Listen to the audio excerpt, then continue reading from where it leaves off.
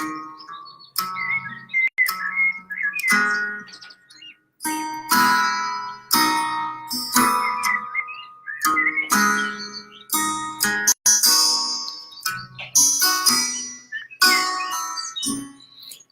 everyone, to anyone that's watching. We are live now, but we're just going to wait a couple of minutes before we get started.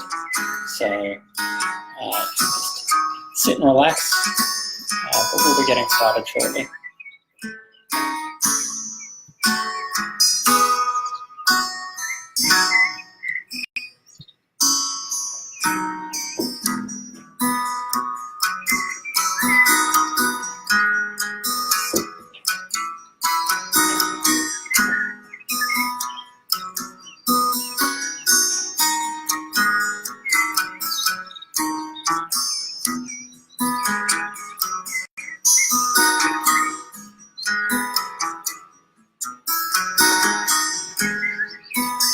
Hi everyone.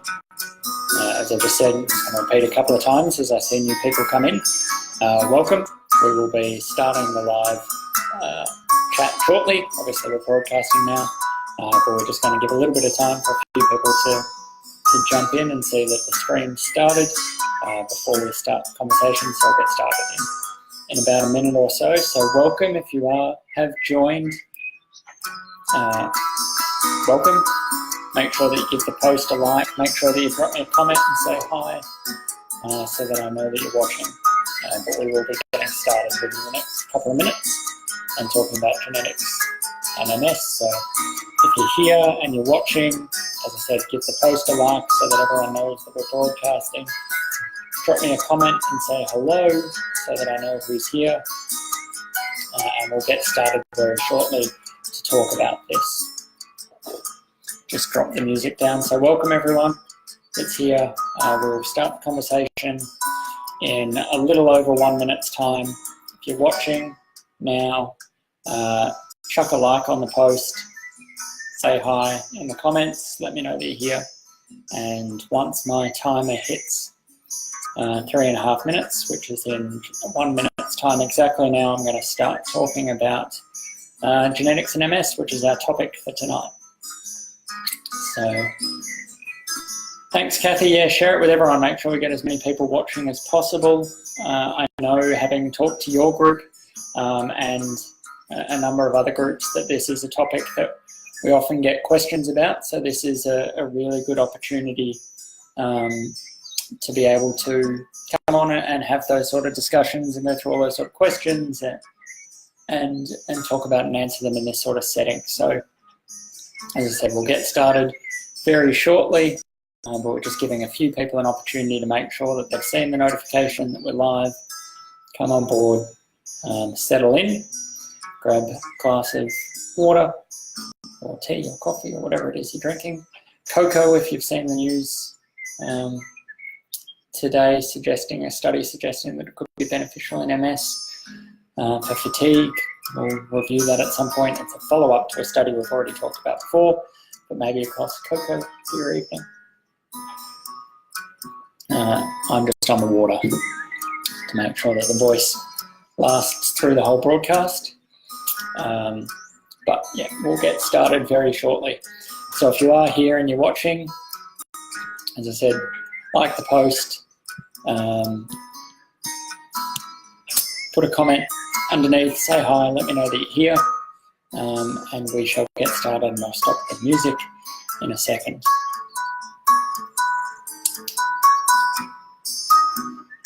So some of you may prefer to listen to the music rather than listen to me talk, but we'll go with that in a second. All right, so you can see we've got a few people on. Let's stop that music. Let's cut back to me, and we'll get started. So as you will have seen on Facebook last week when we promoted the event, tonight what we're going to be talking about is the role of genetics in MS, and this really comes about having talked to the number of MS groups, and a question that I often get asked is about the role of genetics. You know, is MS a genetic disease? Is this something I could pass on to children? Is this something that I could have got from, you know, other family members, things like that? And so it's important that we have that sort of discussion and talk about what's known so far. We decided to start with genetics, but when we were talking about these topics, essentially the poll went out of, do you want to do a Q&A about genetics, or do you want to do a Q&A about environmental factors and their role in MS? The vote was split reasonably well. Genetics had a few more likes, but a number of people did comment and say, can we really talk about one without the other? And the answer is not hugely. So we will tonight, while we're talking about genetics, talk about environmental factors a little bit, not really too much, but we will do a follow-up Q&A, and the next one will be about environmental factors and what we know about them in MS, which ones are involved, what the evidence shows about that. And then we'll do a third one that will talk about the interaction between the two. So what do we know actually about how these environmental factors interact with genes in multiple sclerosis? So insight into me, I always like to drop little things in these Q&As so that you get to know me a little bit better.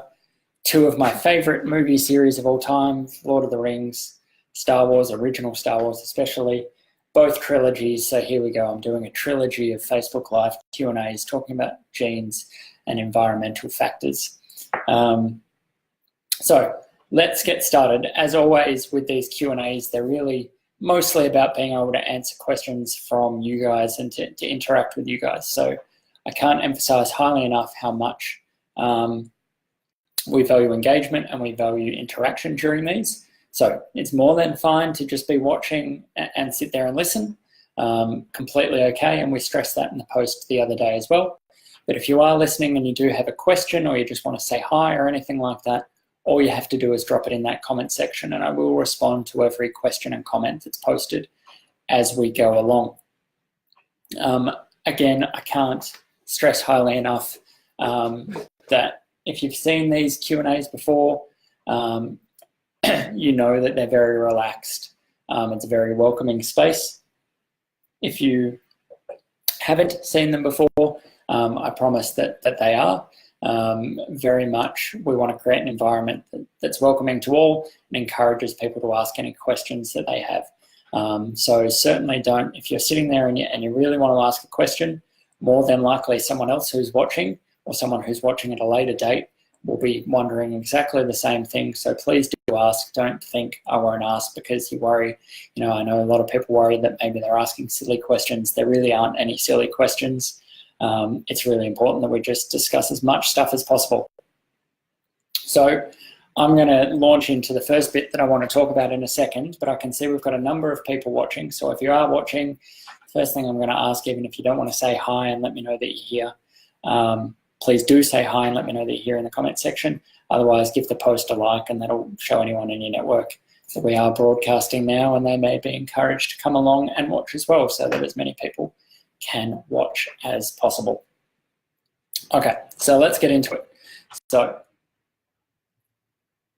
genetics and MS. When I was thinking about how we're actually going to structure this conversation, I thought probably what's important is to actually explain what genes are and what a genetic disease is to start, because we need to, make sure that we've got that understanding first, and then we can talk a bit more specifically about what's related to MS. So when we're talking about genetics or genes, this is what's related to DNA in our body. So you may or may not have heard, depending on how much science you did through school, DNA is what makes us who we are. It's our genetic material found in all our cells. We get a combination from mum and dad that makes us who we are. Each gene has a specific function, and generally they're coding for proteins. So proteins are the things in our body that really have the functions. So genes is the code, it's the blueprint. So if we think about it like that, the DNA and those genes is like a blueprint for a house, whereas the proteins are all the different parts of the house that get built to actually have a function. What can happen is that we can have some sort of problems with that coding, with that blueprint. So maybe, you know, if we think about it in terms of a house, maybe something's not quite lined up properly. And so when the house gets built, you know, that causes a problem with a specific room, or maybe there's a leak or something like that. The same thing can happen in the body. If there's a problem with part of that code, then that can cause problems with the proteins. Now, some examples of genetic diseases that you may have heard of, cystic fibrosis is one. Now, there are actually many different genetic problems that can cause cystic fibrosis, or sickle cell anemia is another, where it's a single change in the DNA that causes causes problems with red blood cells. And the important thing with these genetic diseases is because there's a problem with the blueprint, and the blueprint is what gets passed on generation to generation. These will often get passed on through families. So that's what we're talking about when we're talking about genes and genetic diseases. So the first question, and as I said, feel free for people who have just joined, any questions that you have at any point along the way, please just drop them in the comments. Even if you just want to say hi, please do that as well. I want to know who I'm talking to so that I'm not just feeling like I'm talking to myself. So the first question, the biggest question that we ask here is MS a genetic disease? Does it fit that picture that we just talked about? There's a problem in the DNA, in the genetic material, and that problem then leads to MS, which is then passed through generations. And I'm going to give a very simple answer to that to start with, and then we're really going to dissect it. The simple answer is no. MS is not a genetic disease in that way, in the same way of those other ones that we've just talked about. Hi Anna, thanks for joining. If this is your first Q&A, welcome, thanks for participating. As I said, feel free to ask any questions. For all the people watching, please ask questions, please say hi. Great to have you all on board. So MS isn't a genetic disease like the ones that we've talked about, but there is a genetic component to it. Now, I'm going to explain what that means in a second, but let's go through what evidence that we have that indicates that even though it's not that traditional genetic disease that we've talked about, we know that genes do play a role. Hey Kylie, thank you very much for being on board again. Hope you enjoy it. As always, ask any questions that you might have as we go through.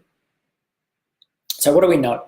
What evidence do we have about genes in MS? So the first thing we know is that if someone in the family has MS, the recurrence rate, or the chance that someone else in the family will develop MS, is about 15 to 20% chance. Now, really interestingly, yesterday with the poll that we did, we asked about, you know, if you're a member of our community, do you know someone else in your family that has MS? And it was about 75% said no, 25% said yes. So, you know, even though we were dealing with these small numbers, and, you know, if we extended it out to lots more people, you know, already we were starting to see that pattern occur and those same sort of numbers as what we've seen in studies. There's sort of 15 to 20% chance that if someone in the family's got it, someone else will get it as well. G'day Luke, thanks for joining again and seeing some new names, which is great. Thanks for participating. As I've said to everyone else, make sure you do ask any questions that you have as we go through. So that's one indication that, you know, the rate is quite high through families. Now, what else do we know? Well, we know that in terms of that relationship, if the risk of MS in, say, a sibling of someone with MS, or parents or children, so that immediate sort of family, that first step is higher than the risk in second or third degree relatives. So the further we go away in terms of a family tree from the person, from someone who has MS, the less their risk seems to be of getting it. So again, that gives us an indication that the more similar the genes, the closer the relation, the more likely it is to get MS. So again, that gives us some evidence that there's a genetic component to it. One of the most quoted, I guess, sort of facts that's been found in studies that gave us an indication as to what was going on in terms of is there a genetic component was doing twin studies. So obviously twins have very similar genetic makeup and also tend to be brought up in very similar environments. And what we've seen is that if you have identical twins, so exactly the same DNA, their risk, if one of them gets MS, the risk of the other one getting MS is about 25%, somewhere between 25 and 35% is sort of what we've seen across studies. Now, the general population risk, and this varies slightly in certain parts of the world, but the general population risk, certainly in sort of North America, Europe, Australasia, is about 1 in 1,000. So we're going from a risk of 1 in 1,000 as sort of the general population risk to an identical twin with someone being about 25% or 1 in 4 chance. When you compare that to dizygotic twins or non-identical twins, if one of them has MS, the risk of the other one getting MS is about 4 to 10%. So much lower than in these identical twins. So again, that gives us some really clear information that genetics must be playing a role. In some way, shape or form, this evidence gave us some pretty clear indication that genes are playing a role. Hi Sarah, thanks for joining. Yeah, and that's exactly why it's something that we want to talk about, why I want to answer as many questions as possible tonight. So obviously I've got a few things that I want to talk about in terms of what we know, but really answering questions from you guys as we move forward is really important during this discussion. So please, anyone that is watching, and I can see we have quite a few people watching, please do drop your questions in the comment section as we're going through, and I will make sure that we answer all of them as we do it. What else do we know? Well, if we look at situations where, say, both parents have MS, the risk to the children versus one parent having MS and the risk to the children, or the chance that the child will also develop MS. If both parents are affected, studies have shown that there's about a 20% chance, 1 in 5, risk that a child will develop MS, whereas if it's only a single parent who has MS, then that risk is about 2%. So again, clearly the genes are playing a role here. And they sort of extended that a little bit and went, well, what happens, maybe maybe it's an environmental thing, it's just where the kids are being brought up. But that's not the case, because when they looked at those similar sort of situations, parents affected with MS with adopted children, the adopted children didn't have any increased risk compared to the general population for developing MS. So all of these different facts really are just there to tell us genes play a role. There is some genetic component to MS, but how do we know that it's not the same sort of genetic disease as those other ones that I talked about earlier? Well, if we think about those identical twin studies, if it was purely a genetic disease, then if one twin got it, we would expect the other one to get it always as well. So, the fact that that's not the case and it's sort of a 25 to 30 to 35% chance indicates that genes aren't the whole story. Yes, they're involved, but there must be other things going on, which is where the environmental factors come into play. And I've shown this graphic before on MStranslate. So really what we think is happening here is it's, one circle for genes, one circle for environment, and where they overlap, that interaction is what's really important in terms of MS. And that interlap part, that's going to be the third part in the trilogy. That's going to be Return of the Jedi or Return of the King. just the environmental factors part, that's going to be part 2. Yeah, that's probably going to, thanks for the question, Sarah, that's probably going to be the next, in the next part in terms of the environmental factors part of it. Today we're mostly going to be talking about the genetic part. It will come up a little bit, but that's mostly going to be, but certainly keep that in mind as we talk through, and I'll try and touch on it as much as I can as we work through. So as everyone, as we that's sort of the first big part that we sort of come to the end of in terms of explaining all of the evidence that suggests genes are involved, but it's not a genetic disease. So if everyone's sort of happy with that, does anyone have any questions on that part of it, understanding what genes are and how there must be a genetic component to MS, but that it's not the whole story? Just give it a couple of minutes just in case anyone has any questions on that. I'm more than happy to take that before we talk about the next little bit.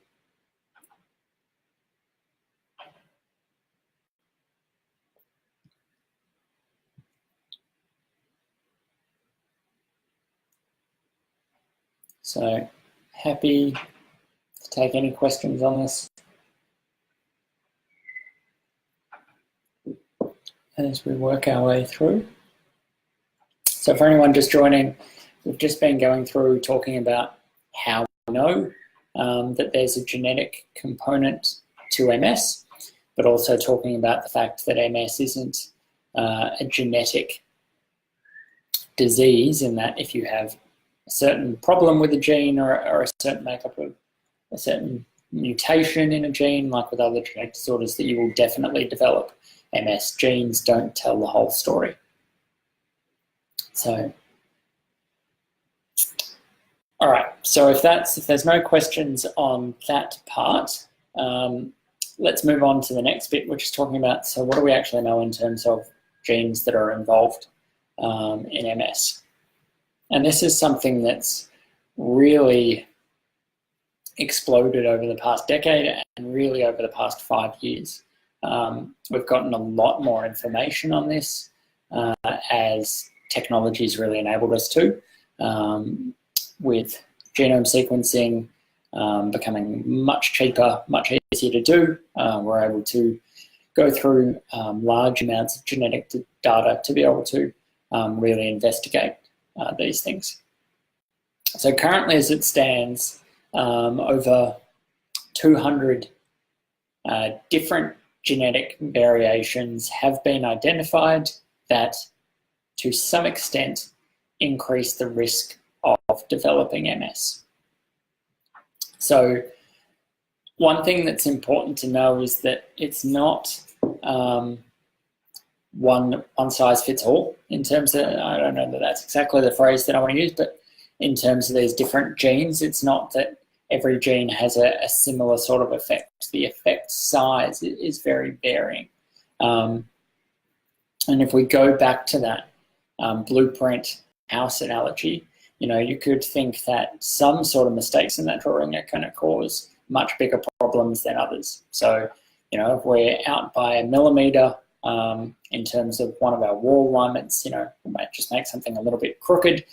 Carpentry is not my thing, so I don't know if I'm using exactly the right analogies here, but you get the general gist. Versus, we could have bigger problems where the roof is only half on properly. And then obviously if it rains, we're going to have bigger issues.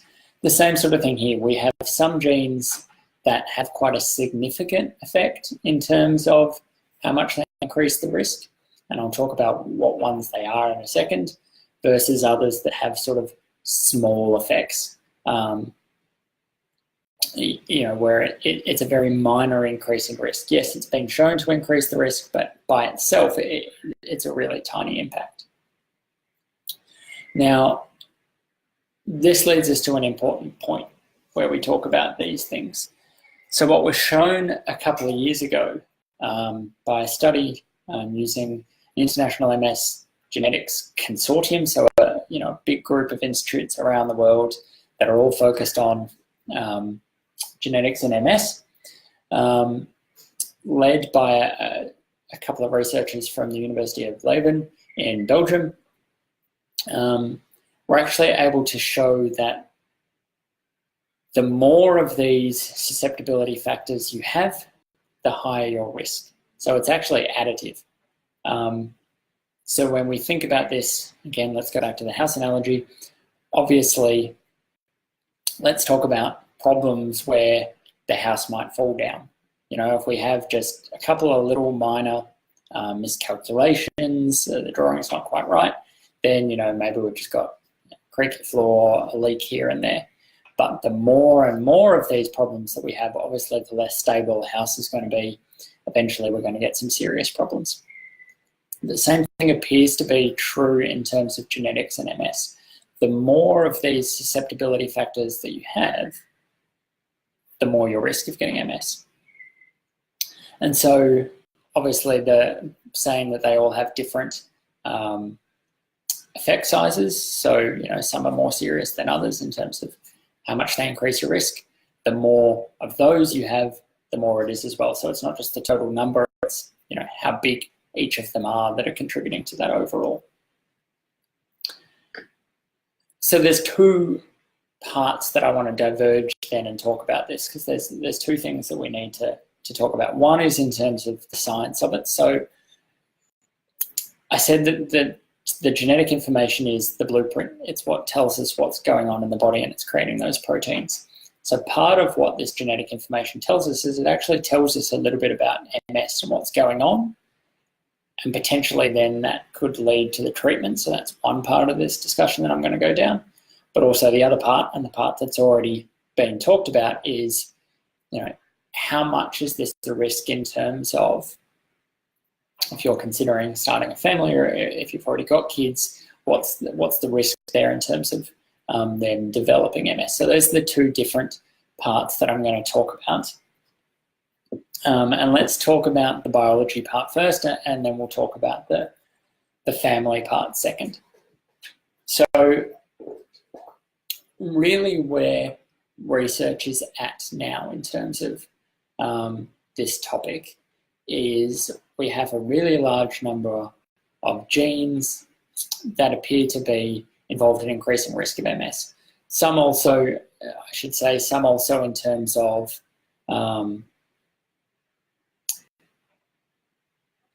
some genes have also been identified that may increase progression. So as well as just actually increasing the risk of getting MS, some genes have identified that may explain, you know, why some people regress quicker, some people don't. So this is sort of where we're at. And now what they're trying to do is go, actually, what proteins do these genes code for in the body? You know, and what's the biological relevance? The DNA is just the blueprint. What's it actually doing to the house? What's it doing in the body? I'm trying to work out how they're all connected and what's going on. And what we can say at the moment is that a lot of these genes are involved in the immune system. And lots of different parts of the immune system. And so I guess this, in my mind, and we had a discussion on another post about this, this relates back to the autoimmune component of MS, that some part of the immune system is being triggered here in terms of causing multiple sclerosis, and that's why certain variations in these genes may increase your risk. Now, one point to make here is that in some of those genetic disorders that I talked about earlier, so cystic fibrosis, sickle cell anemia, the changes in these genes were actually resulting in faulty proteins, in a way, proteins that weren't working or were very different to what they were meant to be. In the genes that are identified in MS, these are quite normal variations in a sense. They're not wrong in a way, they're just increasing the risk. So let's talk about the one that actually increases the risk the most, and I'll sort of give an explanation as to what it is and how it's potentially involved, or what it does in the body. So there is a protein, or a group of proteins which are called MHC molecules. Now, I'm going to explain all this, but please do ask questions if I'm not doing a good enough job of explaining it. My rule of thumb with this is if you have a question, that doesn't, or if you don't understand it, that doesn't mean that you've got any problem understanding what I'm talking about. It just means that I'm not explaining it well enough. So that's our mindset. So if you don't understand it, I'm not doing my job. So make sure you do ask, and I'll try and explain it a bit more simply.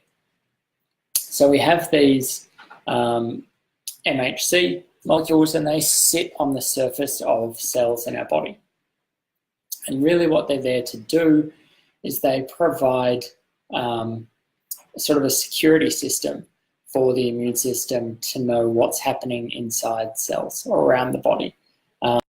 So it's a way of going, do we have anything in here that we shouldn't have?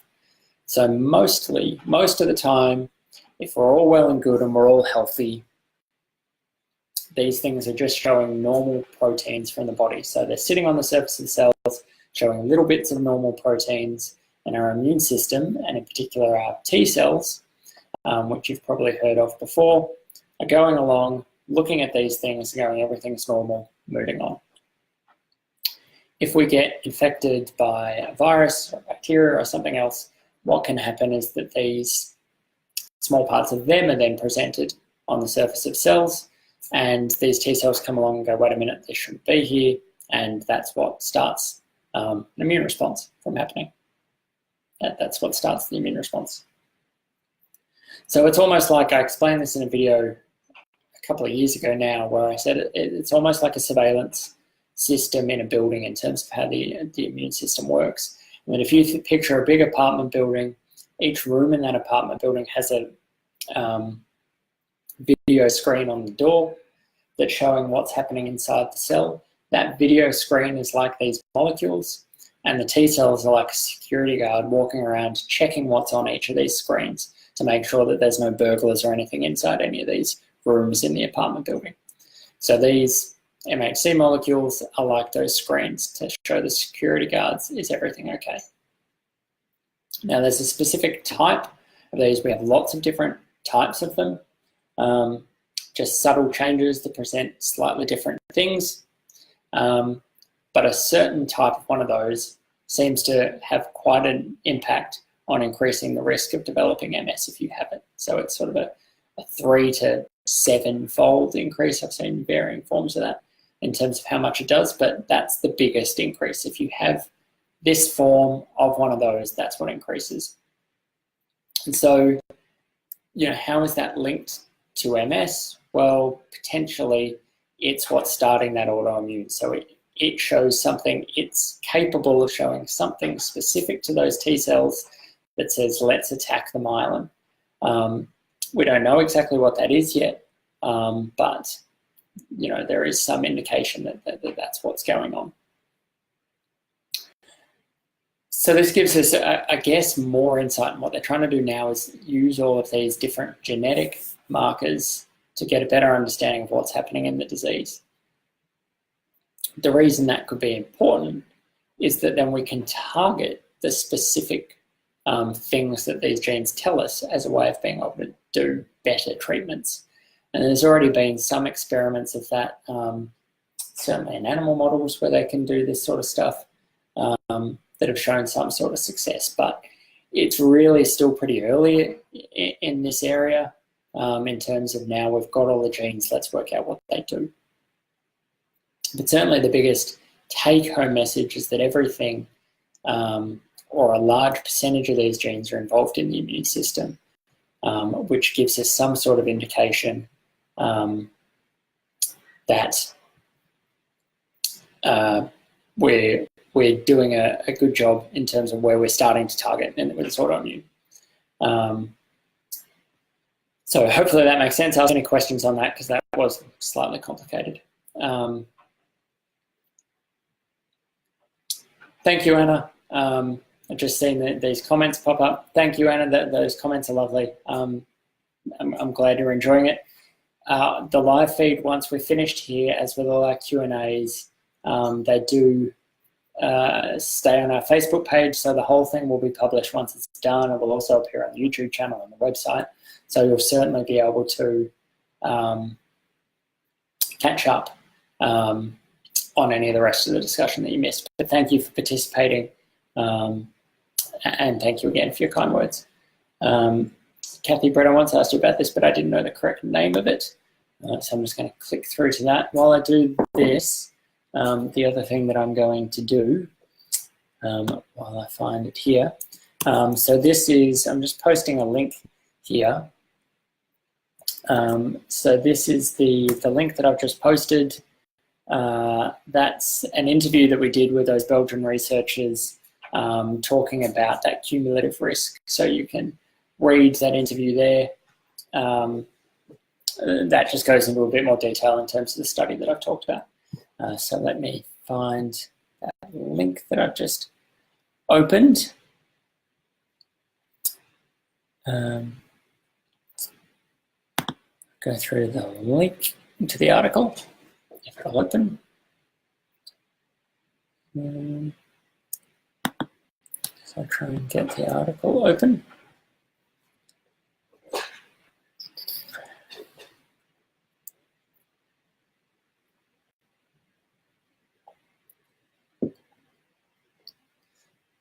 Sorry, I'm just reading through this. Yeah, so I mean, without looking through, I need to obviously look through the data to comment on the science itself, but just sort of having a quick flick through the abstract. This is the sort of thing that we're talking about. So what they've done is that they've managed to find a small change in DNA that seems that if you have that variation, you're more likely to have MS. Just flicking through it here, that it's found more in people with relapsing remitting MS. Having found that, they went and looked at, well, what is this gene actually involved in? And they found that it was an enzyme that's involved in remyelination.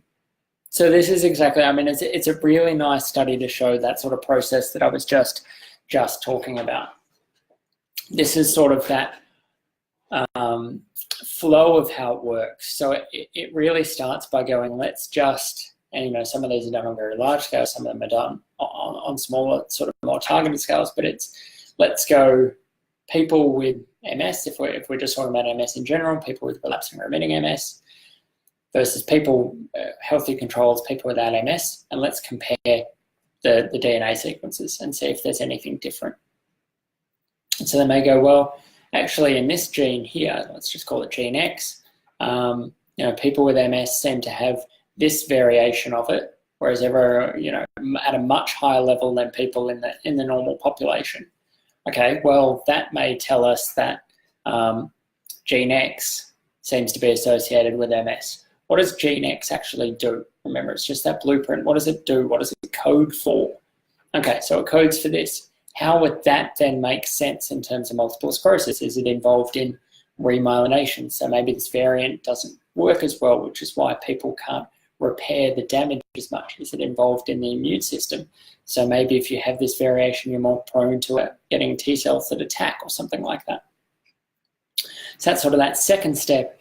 And then the third step is, you know, is this something that we could look to target as a way of, you know, a new way of, so, and then, you know, it's a really nice, having not, as I said, I need to sort of read through the article in detail to comment on the validity of that, the science, exactly what that gene is doing, that protein is doing, to sort of give a more detailed summary of that. But at a very sort of narrow level, because they're just talking about one, it sort of highlights that process, and that's really how this process works. So that's really important. So thanks for sharing that, Kathy, because it is, I think that's an important thing to understand. So in terms of then genetic therapy, so that's another question that I get asked about a bit, is if there's a genetic component to MS, is gene therapy an option as a treatment? Can we just do this? So it's a bit of an understanding as to what gene therapy is. Lots of different variations of it, lots of different versions of it, but essentially if you've got a gene that's not working properly, can you put the correct version of the gene in so that it does? So for example, we said that, you know, in sickle cell anemia, there's single change that causes blood protein to be the wrong shape, causes all these problems. Could we just put the correct version, or the one that doesn't have that change in it, in so that then can make the right protein? That's sort of what gene therapy is. Now, what you may be guessing, based on what we've just talked about, is that it's not really going to be that simple in MS for a couple of reasons. One, we know it's probably not just a single gene that's involved. You know, we're talking about a couple of hundred here that have been implicated, and it's probably combinations that are involved. So trying to, you know, just replace them all isn't really feasible. But as well as that, the important point that I made before is that these are quite normal versions of these genes. It isn't that we're getting, you know, weirdly shaped proteins or anything that aren't working. It's actually just that these are, for whatever reason, it's going to be that interaction with the environmental factors is creating this perfect sort of storm. So it's, you know, it's not that we've got wrong versions that we can just fix. That's not what's happening in MS. And so, you know, that's not quite the case here, if that makes sense. But what we can do is look at what they're doing in the body, what these genes are actually involved in the body, and seeing whether or not that might be an area that we can target. Yeah, that's great, Kathy. I mean, if you want to send through any of the other stuff, I'd be happy to do a summary on that at some point. And I know I'm coming out to talk to the group again in May. So again, that can be something that we can talk about then. And I'll have had a read through the studies before then, but certainly send them through. So that's sort of the next section done. So again, if there's any questions, I can see that we've got a few new people coming on board at the moment. So what we're talking about tonight is genetics and MS and the role of genes in multiple sclerosis. What we've talked about so far, if you're just joining us, is essentially the fact that multiple sclerosis isn't a genetic disease in the classical way that we talk about it, but there is a lot of evidence to suggest that MS has a genetic component, and research has now shown that there's over 200 different variations of genes that seem to increase the susceptibility of developing MS, and a lot of them are involved in the immune system. So that's sort of where we're at the moment. If you have any questions, feel free to drop them on. Have a minute or two break just for any of those questions to come through, as well as my voice to recover slightly. And then we're going to just launch into the last little bit of this, which is going to be talking about, I guess, the big question that we've touched on a couple of times, and the reason why this is quite a big area of interest for people is, you know, what's the chances of this getting passed on through families? So we'll talk about that in a second, but if you've got any questions up until this point of anything that we've talked about, feel free to drop them. If you've just joined, feel free to say hi. Let us know that you're here and watching. But we'll get on to that last bit in a second.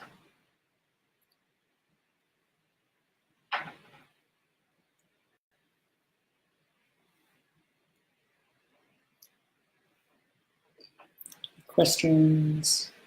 I don't want to ask anything about that in terms of genes and MS and stuff that we've talked about so far.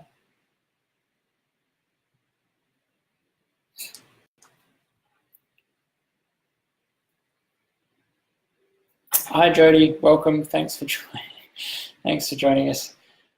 Hi Graham, thanks for joining us.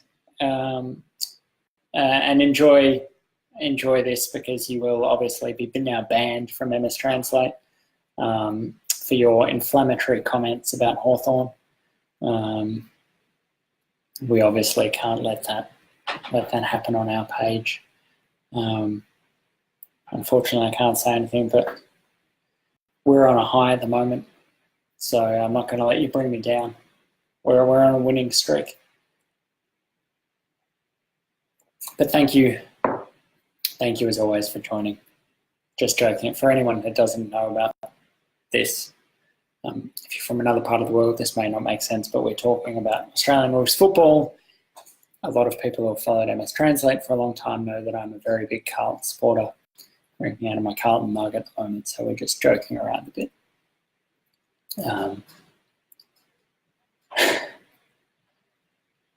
It's a good cup, Kathy.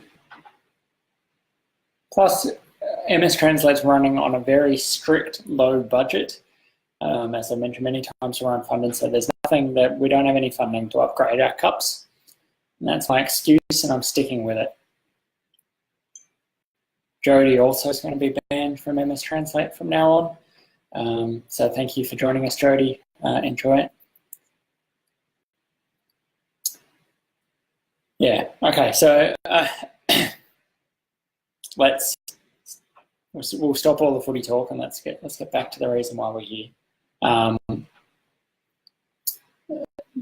Because Graham's touched on a really important point here, and it's the reason why everyone's really interested. And I've talked a lot about the science behind it at the moment, and we've talked, a lot about what evidence do we have that there is genetic involvement, what are the genes, the immune system, all of that. But we say all this with a really strong understanding that one of the biggest reasons that people are interested in this is for comments like Graham. So, wife and 2 kids with MS keep getting told it's not genetic. So let's talk about it. It's a difficult concept to talk about, but let's sort of talk about it as much as we can and see if we can get sort of an understanding of it. In terms of saying it's not genetic, Graham, I think it's really important that we differentiate, which I've tried to do a couple of times throughout the course of the Q&A, is that it's not genetic in terms of that sort of very classical genetic disorders where we can see it very clearly passed along family trees, where if we took identical twins, one got it, the other one would get it. This is the classical genetic thing that we're talking about. But there is clearly a genetic component to MS, and we went through some of the evidence behind that.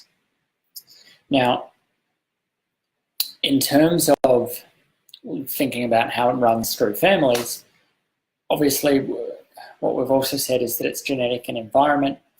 So there's also going to be, within families, are going to share, environmental factors as well often. So it's quite difficult to tease out those two parts of it. So it's, while there will be shared genetics, there's also going to be shared environment.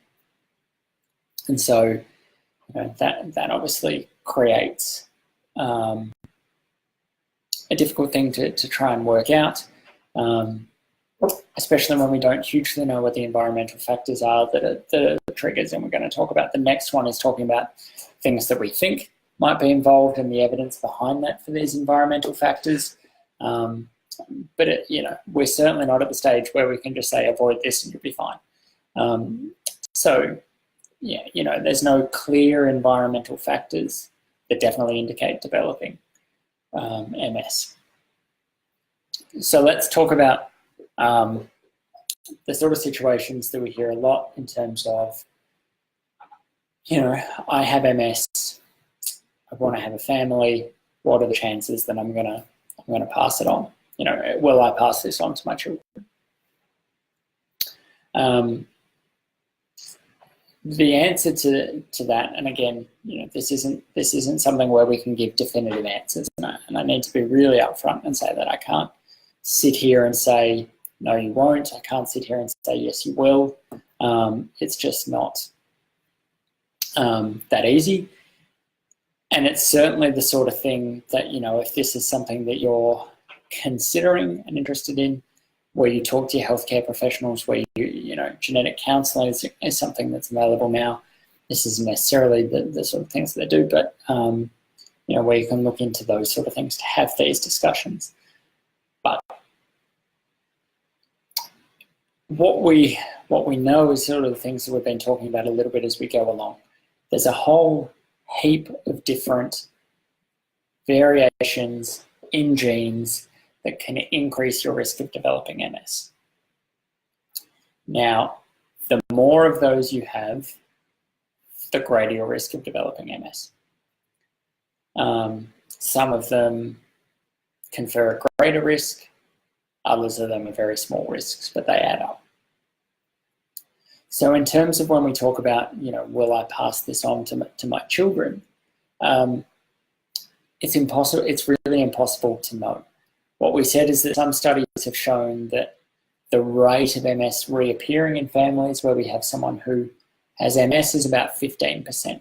So, if we took 100 different families where this was the case, 15 of those families would expect more than one person to be affected by MS. In terms of, again, just trying to go through the data here because that's really all we can do, and these are across big picture sort of scales. If we had 2 parents with MS, what's the chance of a child getting MS? Well, a study shown about 20%. 1 parent about 2%, so 2 in 100. If it's further away in the family, so we're talking about it was in 2nd or 3rd degree relatives where there was a case of MS. You're worried about those genes coming through. The risk is lower than that. Again, the further distance there is, the lower the risk. That's what studies have shown. Obviously, there are cases where this happens a bit more. And what we need to remember with these sort of studies is we're lumping together lots of different people who are, the commonality is that they have MS. But one person with MS might have 50 of these different susceptibility genes. Another person might have 2. So it's really hard to sort of do this analysis and go, what's the risk that will be passed on to children? Will we get to a state? I think another question that I get asked about in terms of this is, are we going to get at a stage where we will do genetic testing for it? Now, again, it's a really hard question to answer. We are certainly getting to a point now where genetic testing on an individual level is becoming quite cheap. People send off to have genetic testing done for family trees, ancestry sort of stuff, and you can get it done. Some will give you risks of common genetic disorders, all of these sorts of things. Again, when we're talking about MS, obviously there's so many different genes involved here that it's never going to be a thing where you can get a genetic test and you can be told, yes, you will have MS, or yes, you will develop MS, versus no, you won't. Because 1, there's a large number of genes that are involved in increasing susceptibility. 2, it's not just a genetic thing. So, that environmental part has to be there as well. So, without knowing what that is, it's always going to be impossible to say, you will or you won't get it purely based on your genetics. We could take a really sort of extreme circumstance where you can imagine someone who has all 200 MS genetic risks, but they never come into contact with whatever that environmental factor is that they need for it to interact with the trigger, and they're not going to develop MS. So, again, I think that's a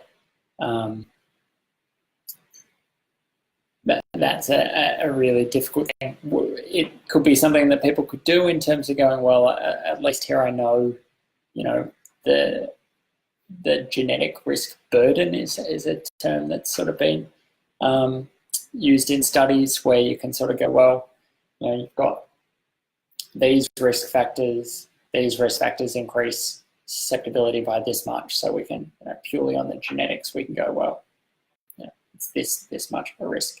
Whether that starts to happen, I don't know. I think we run the risk then of, and this is purely my opinion,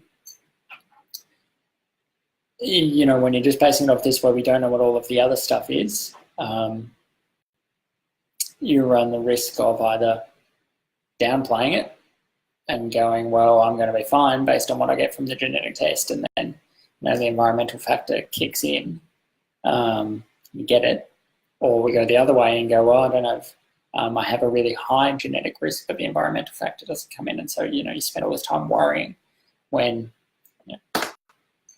there's not necessarily a reason to.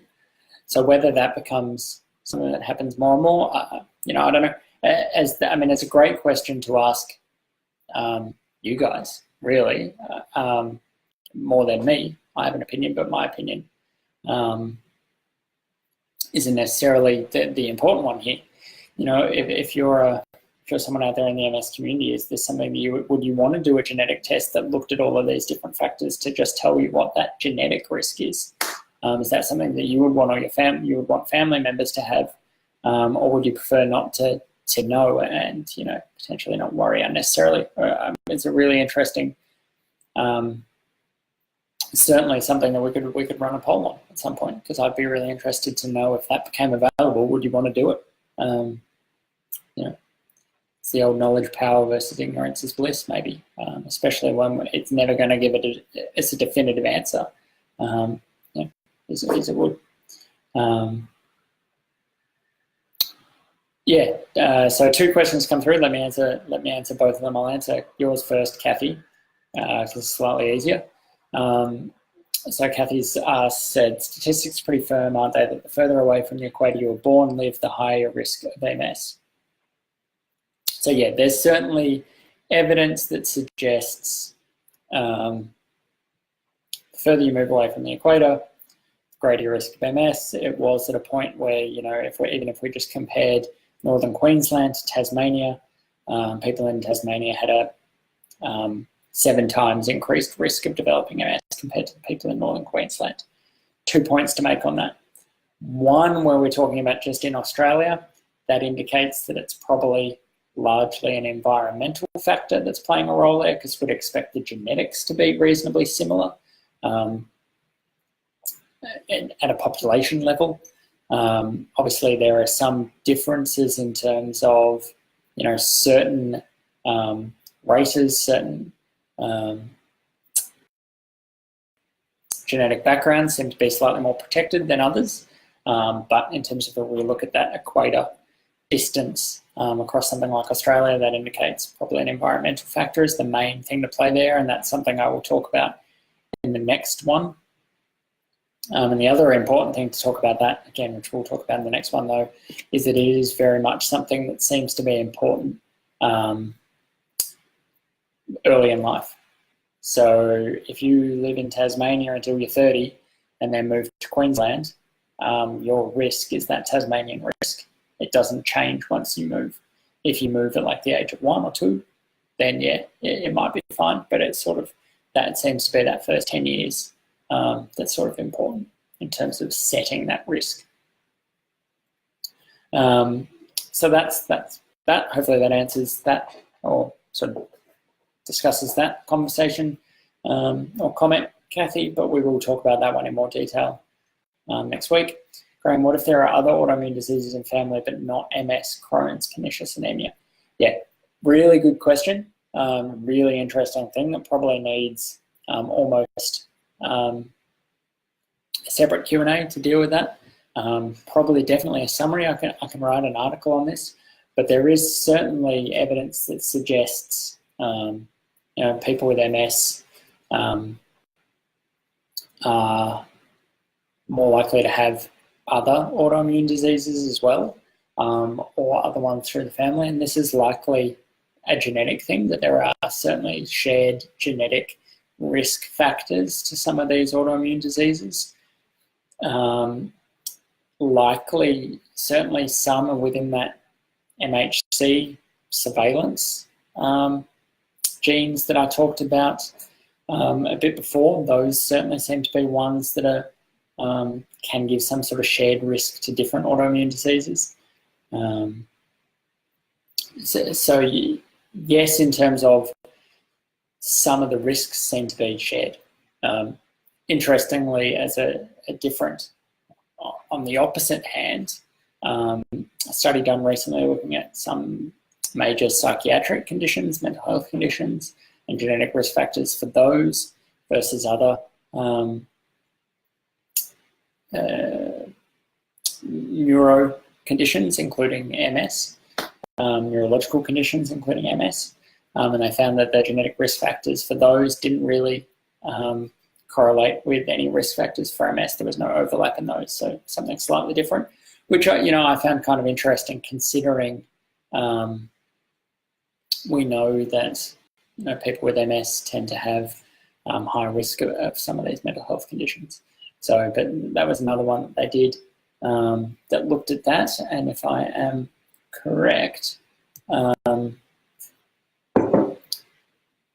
this is something that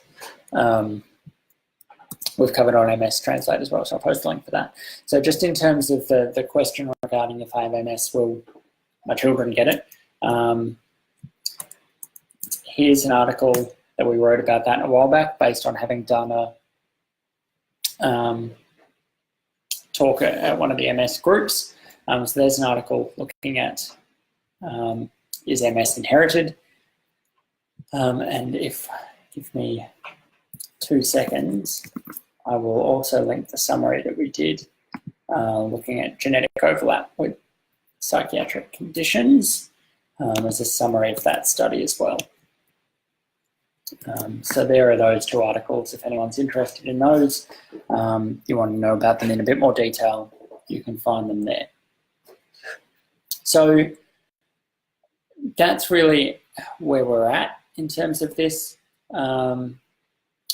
Hopefully that sort of gives a bit of an indication, but you can see there's a number of people who have just started watching now as well. So what I want to do is give some time now for just some free questions about this before we finish up. Obviously, if you are just joining, the video ends up on the MStranslate Facebook page once we're done, and will get published there, so we'll be able to watch the full replay of it, and feel free to ask any questions if you do watch it, and I will make sure that we answer them in the comment section.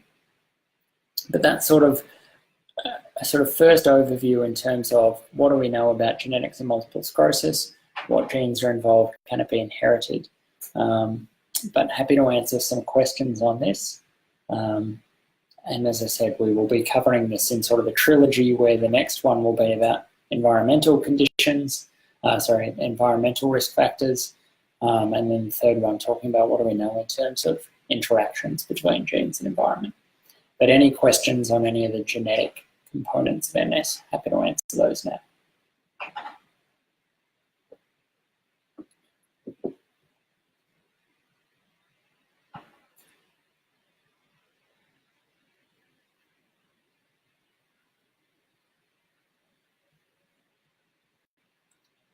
Just give a few more minutes, see if any questions come through. If not, then we'll call it an evening.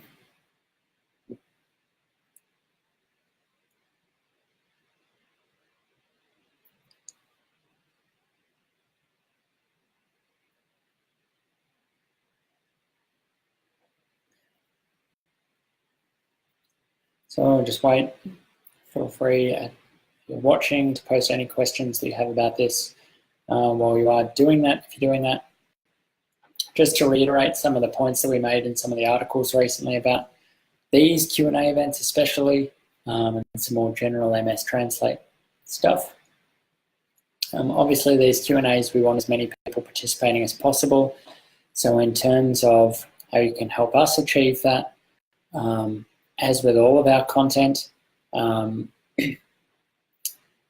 liking the posts, commenting on the posts, sharing the posts, that's really important for us. So that's just the little things you can do to help MStranslate that will just mean that as many people as possible see these events are happening, see them while they're ongoing, see our content and think maybe I should start following MStranslate.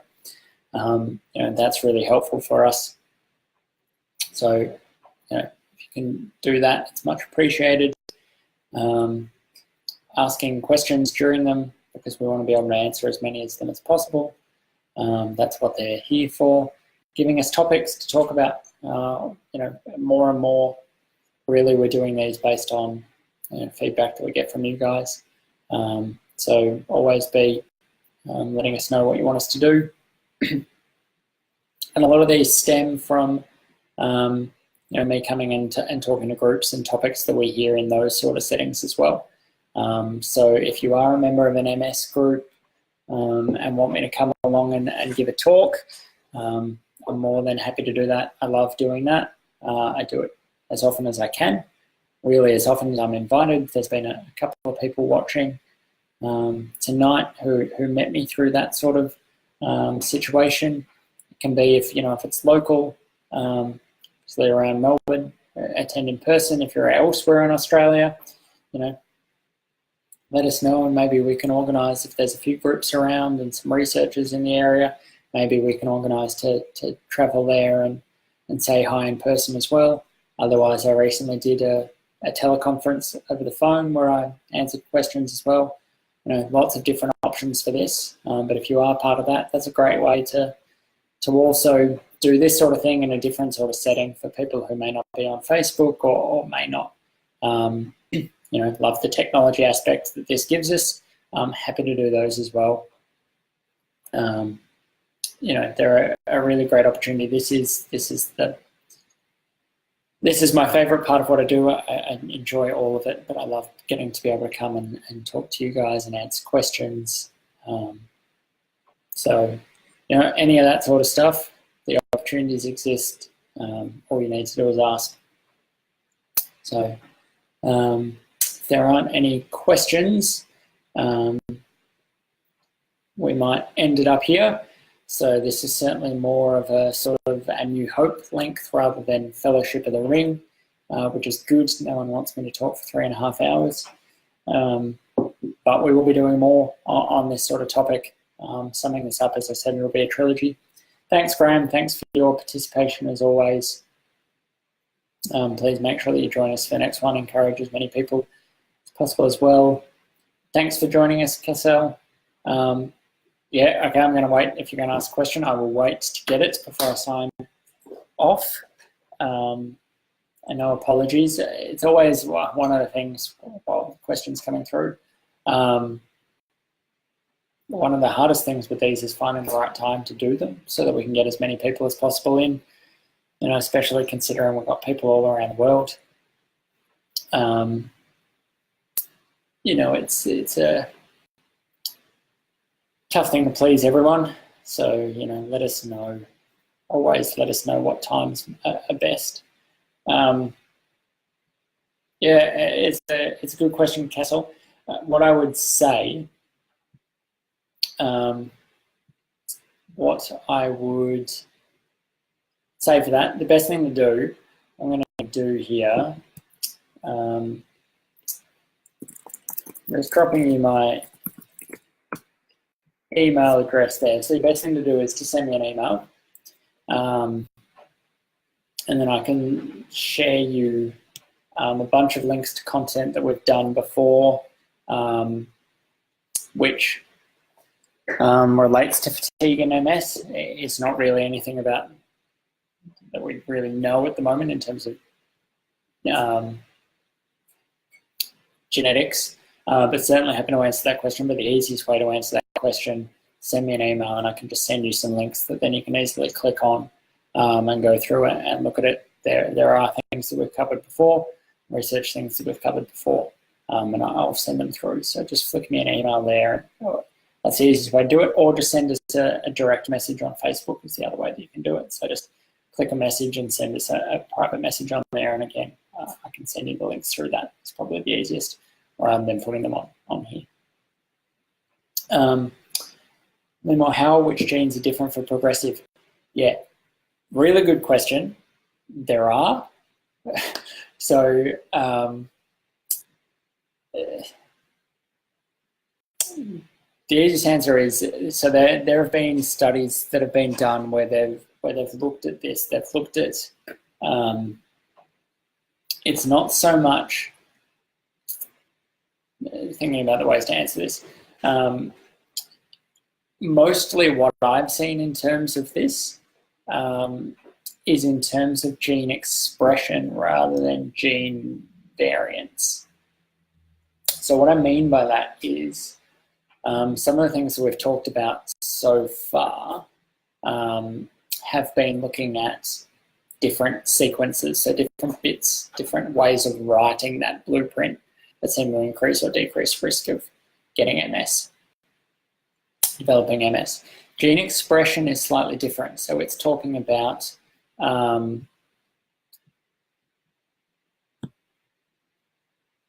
just making sure that everyone can still, hopefully everyone can still hear me.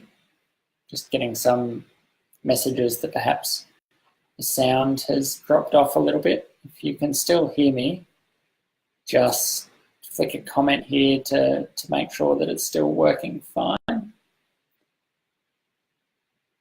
before I keep going on with that.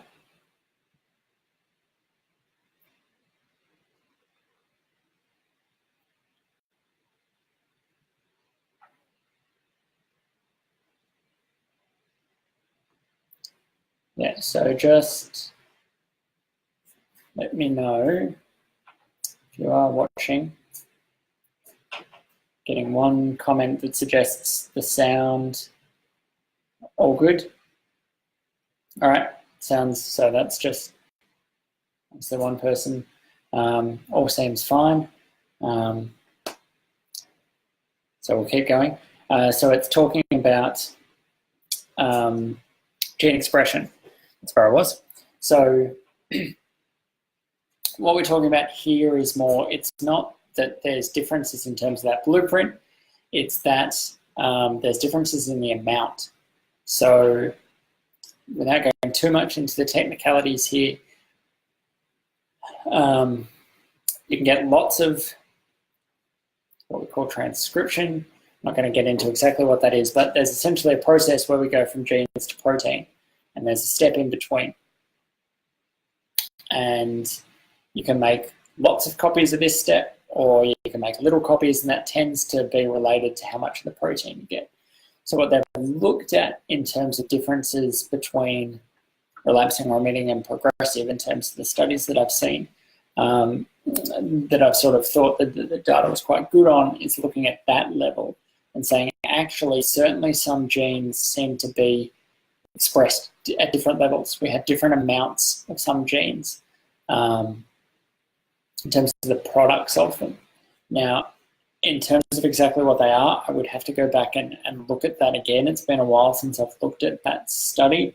I'm trying to remember if it's something that we've published on MStranslate before. If you give me 2 seconds, I can have a look at that just to see if I can find it. That's more what they've looked at. And there are differences. There are some things that seem to be different at that sort of genetic level. I haven't seen a heap that's looked at different genetic variations. Doesn't mean it doesn't exist. I can look again about it. It's not something I saw when I was going over just reviewing stuff before I did this. I didn't see a lot in terms of that. Gene expression, yes. And yeah, there were differences again between primary and secondary from what I can remember. So there are differences. I think secondary, I need to review this data again. I need to look over the paper again. It's an excellent question. If I haven't written a summary on it from MStranslate before, I will. And I'll make sure that's done before we do the next Q&A on it. Yeah, I don't think I have. I don't think I've written it. So I'll go back and I will do it because it's an excellent question. From what I can remember, there were differences between relapsing or remitting and the progressive forms. I think there were slight differences between the progressive forms, but they were more similar to each other than to the relapsing remitting. That's my memory of it. In terms of what those genes were, yeah, I need to go back and look over that. But excellent question. I will write a summary on that. I will make a note now of doing a summary on that, and expect that over the next little while on MStranslate. Again, if you're interested in that, sorry, just let me finish this note. If you're interested in making sure that you see that summary, a couple of things you can do. One, make sure that you follow MStranslate and have your notifications on, which should mean that you get notified whenever we post. Otherwise, go to MStranslate, go directly to the MStranslate page every day, because we pretty much post most days. So that will make sure that you see our most recent posts. But if you're interested in that summary in particular, so Liam or Kathy, for example, send me a private message on the Facebook page saying I'm interested in that summary, so that when we post it, I'll make sure that I send you a message on there, a private message on there, say the summary is up, so that you will definitely see that that's up. Then you'll get that message that will let you know. That's the perfect way to make sure. But yeah, excellent question.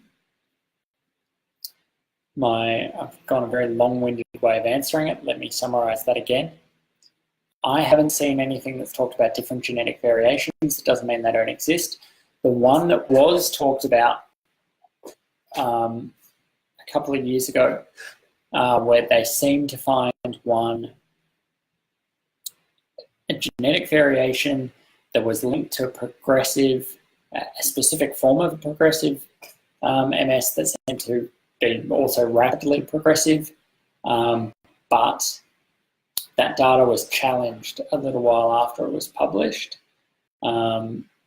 and maybe wasn't as accurate as was first thought. So that was one that certainly was, they thought there was variation that was linked to progressive, quite a severe form of progressive that seemed to run in families, but that I don't think has been sort of confirmed since then, and the data might not be that accurate, but gene expression is something that certainly has been looked at and seemed to be interesting between the different forms.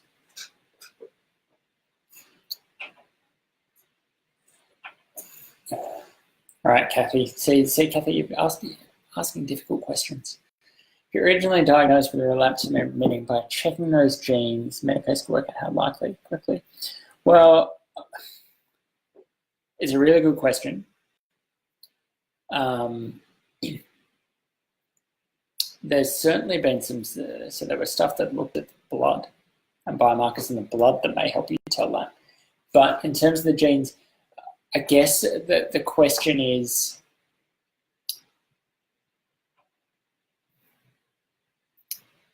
my thoughts are, and this is just my opinion because, I'm just sort of trying to think it through. I mean, there's no data that I've seen that answers that question.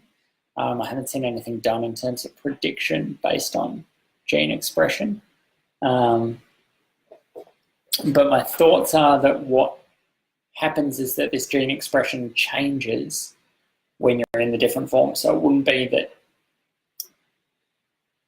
I think it would be unlikely if when you were relapsing remitting that you had a gene expression that was resembling secondary progressive, if that makes sense. It's more than likely that once you've gone from one to the other, that's when the gene expression changes, so that the change is more representative of the fact that you've transitioned. I guess more what it might help do is that change from relapsing remitting to secondary progressive is often quite difficult to diagnose in a way. Actually isolating that point when a person's gone from relapsing remitting to secondary progressive isn't easy. So more what might be possible, and is that some of these could be used as a way of helping work out whether someone has gone from one to the other, rather than working out how quickly someone will go from one to the other, if that makes sense. That's my, off the top of my head, thoughts on a question that I very much did not think I would be talking about tonight, but it's an excellent question, and Limor's question excellent as well. This is exactly, yeah, this is a joke about this, and obviously anyone who knows me a bit, I tend to joke around. But this is exactly why these things are important, not only because it hopefully helps provide some information to you guys, but you come up with questions that are really good, and it makes me think, and then we start to think about, what sort of summaries do we need to be doing? Is this something that we could be looking at taking into more research? And so, I say it all the time, and I think sometimes people think I'm just saying it because I'm trying to be nice, but I truly, this is why I think these are really valuable, because it does lead to discussions that are really important. What's the name of this topic? I don't know, I will come up with one, but I think this topic does come under genetics. I mean, gene expression is an important part of it. Mostly I think what we focused on tonight was genes in terms of the risk of developing MS, in terms of using genes to understand what's going on during the course of MS, isn't something that we've touched on a little bit. Primarily because it's a huge topic, there's lots to talk about, and because I know that one of the reasons why people are largely interested in genetics and MS is because of the concept of, can this be inherited, can I pass it on, which is why we talked about the other bit. But no, certainly interesting, certainly we'll do that summary. No, excellent questions.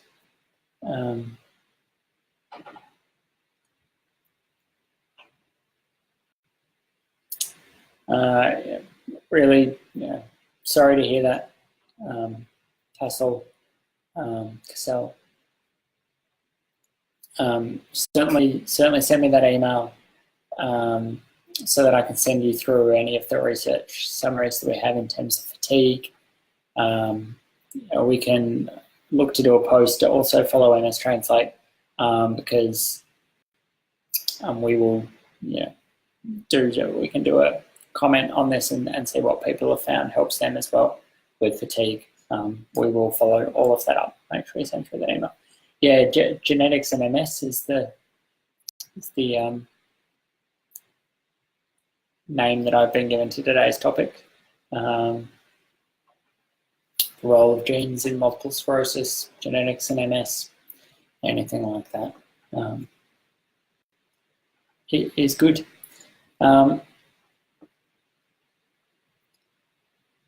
So it's funny that you say that, because I was going to at some point at the start stand up and indicate that because we were talking about genes, I was wearing jeans,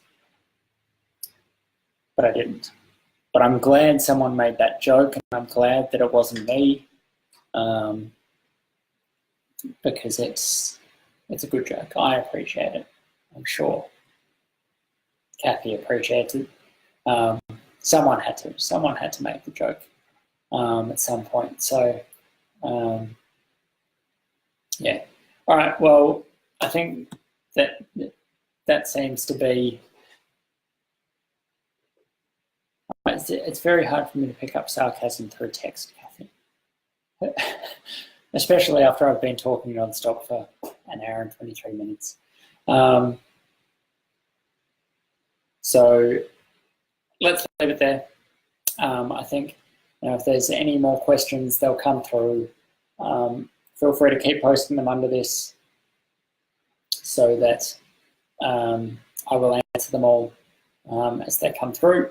But as I said, we will be doing lots more of these Q&As. We're going to be following on from this topic. The next one will be on environmental risk factors. But this video will get published on the MStranslate page shortly, as soon as we're done here.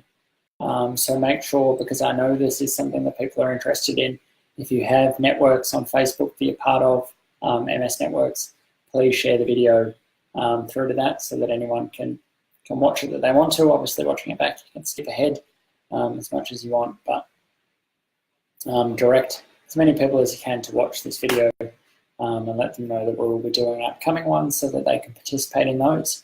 But on that note, to everyone who has participated tonight, thank you very much for your participation, whether that was watching or commenting or asking questions. Very much appreciated. As always, your engagement is so important for what we do.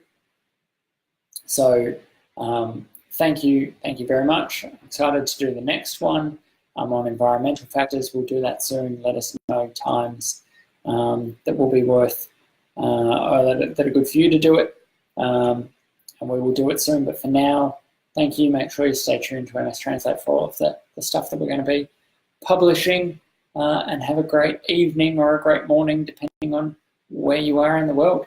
Thanks, and we look forward to talking soon. See ya.